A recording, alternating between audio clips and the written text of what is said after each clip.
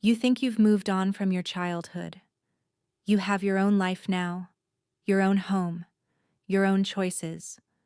But what if I told you that right now, in this moment, your childhood is still making decisions for you, not as a memory, not as a story you tell at dinner, as a program, running quietly in the background, shaping every relationship, every reaction, every pattern you can't seem to break. Here are 5 signs that your childhood shaped you far more than you realize. Stay with me. You think you've moved on from your childhood. You have your own life now, your own home, your own choices. But what if I told you that right now, in this moment, your childhood is still making decisions for you? Not as a memory, not as a story you tell at dinner, as a program, running quietly in the background, shaping every relationship, every reaction, every pattern you can't seem to break. Here are 5 signs that your childhood shaped you far more than you realize. Today we are going one layer deeper into something we touched on in our first video, the childhood wound. Not the dramatic, obvious kind that is easy to point to, but the subtle, quiet kind. The kind that shows up in the way you apologize too quickly, or the way you need to be needed, or the way silence in a relationship makes your whole body brace. Let's look at the 5 signs. Sign 1. You apologize for things that aren't your fault. You bump into a chair and apologize to the chair. Someone else is in a bad mood, and you assume you caused it. A plan changes, and even though it had nothing to do with you, you feel a vague guilt that takes hours to shake. This is not a personality quirk. This is what happens when a child grows up in an environment where they learned, consciously or not, that they were responsible for the emotional weather of the adults around them. When a parent was anxious, you became hypervigilant. When they were angry, you learned to make yourself smaller. When they were sad, you found ways to fix it. Because a sad parent felt unsafe. You became exquisitely attuned to other people's emotional states. You developed a radar that never turns off. As an adult, that radar still runs. It reads every room you walk into. It monitors every person you care about. It makes you endlessly responsible for things that were never yours to carry. Sign 2. You struggle to ask for what you need. You are hungry. But you wait to see if someone offers. You are hurt. But you say you're fine.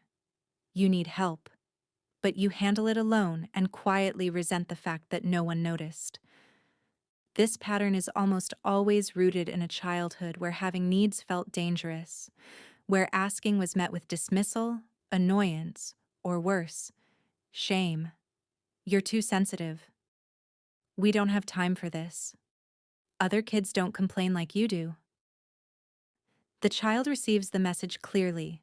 Your needs are inconvenient. Your feelings are a burden. To be loved, you must be easy.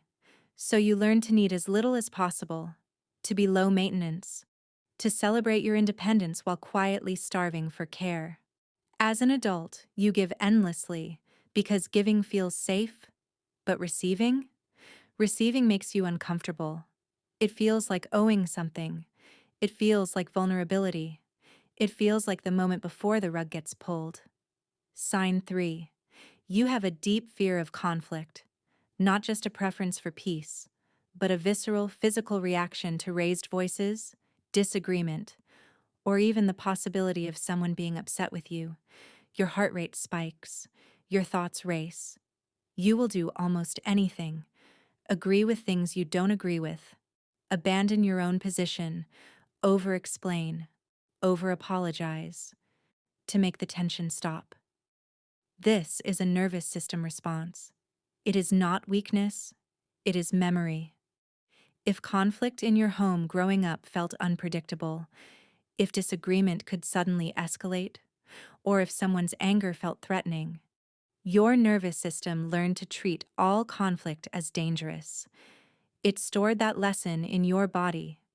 And now, decades later, A simple disagreement with a coworker can activate the same survival response as the arguments you hid from as a child. The child who learned to keep the peace became the adult who cannot stop keeping it, even when the peace is killing something real in them. Sign 4. You are more comfortable being needed than being loved. You are the one people call in crisis. You are the problem solver, the caretaker, the one who shows up. It gives you a sense of purpose, but also a quiet exhaustion you can't fully name. Because here is what you may not have examined yet. Being needed and being loved are not the same thing. Being needed is conditional. It depends on what you do, what you provide, how useful you are. It is a role. Being loved is unconditional. It requires nothing of you. It exists regardless of your usefulness. If the love you received as a child was conditional, if approval came when you performed well, helped out, stayed quiet, or took care of others, then unconditional love as an adult will feel unfamiliar, suspicious even. So you recreate what you know. You make yourself indispensable. You earn your place in every relationship. And you wonder why, even surrounded by people who care for you, you still sometimes feel deeply alone. Sign 5. Your inner critic sounds exactly like someone from your past. Listen to it carefully. That voice that says you're not enough, that you made a mistake, that people will leave when they really see you. Whose voice is that really? In most cases, it is not your voice. It is an internalized voice. It is the voice of a parent, a teacher, a sibling, someone whose words landed in you at a time when you were too young to evaluate whether they were true. Children cannot yet say, "This person is wrong about me." They can only absorb. And what gets absorbed in those early years becomes the architecture of the inner world. The inner critic is not your wisdom. It is not protecting you. It is the echo of someone else's wound, turned inward and mistaken for truth. Recognizing it as borrowed, not native, is one of the most liberating realizations of the healing journey. Recognizing yourself in these signs is not a diagnosis. It is not a reason for despair. It is an invitation to meet the part of you that learned these patterns, not with judgment, but with the kind of patient, steady presence that perhaps you didn't always receive. The work is not about going back and fixing what happened. The past cannot be changed. The work is about updating the program, teaching your nervous system, your beliefs, and your relationship to yourself something new. That begins with awareness, with naming what is happening without shaming yourself for it, with understanding that everything you developed was a reasonable response to an unreasonable situation. You were not too much. You were not too sensitive. You were not broken. You were a child, doing the best you could with the world you were given. If you saw yourself in any of these 5 signs, know that you are not alone, and you are not stuck. The fact that you can recognize the pattern is already the beginning of stepping outside of it.